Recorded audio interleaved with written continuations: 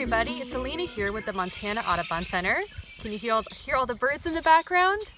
Those are all red-winged blackbirds, and we're going to be focusing on them and their songs today.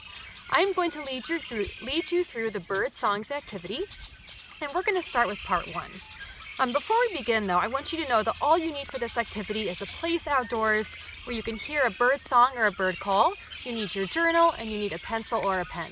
All right, we'll get started.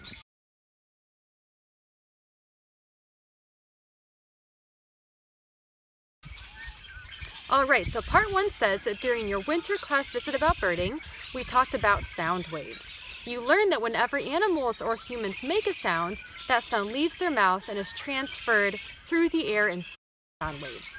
Now you can't actually see these sound waves, but they're still moving through the air. So right now as I'm talking to you, I'm actually transferring sound waves in your direction. Now you can draw pictures of these sound waves, and often those pictures are called sonograms or spectrograms. So we're going to go outside, like I said, we're going to listen for a bird song. Now I'm hearing lots of birds right now in the background. As I said earlier, most of them are red-winged blackbirds. So let's listen for a minute together and see if we can isolate that bird song.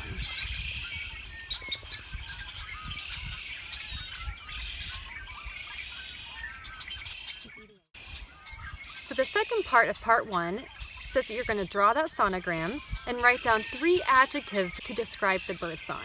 You don't have to know what bird you're listening to. 3. I'm going to begin by coming up with the 3 adjectives to describe the red-winged blackbird song. I would consider this song to be shrill. It's pretty high-pitched.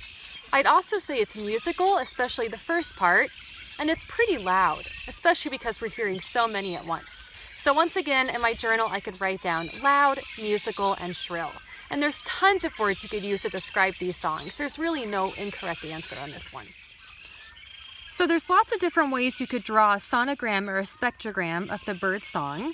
The way that I drew it is to isolate that bird song into the song right here and then the call for the second part. So for the song, I drew some marks where I heard the bird make a sound or make a note.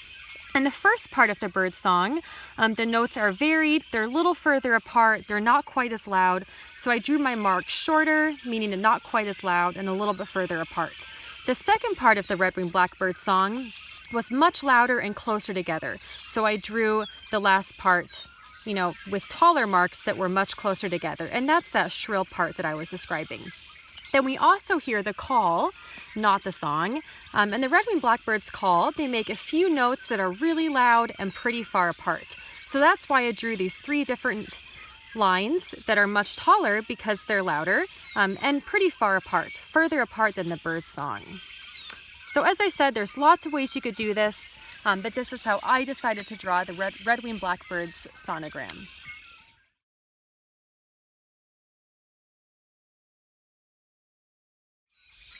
So part 2 of this activity is to go online and play the bird song hero game, just like we did in class. This will help you learn how to match bird sonograms to the actual calls that they make. So go on and have fun.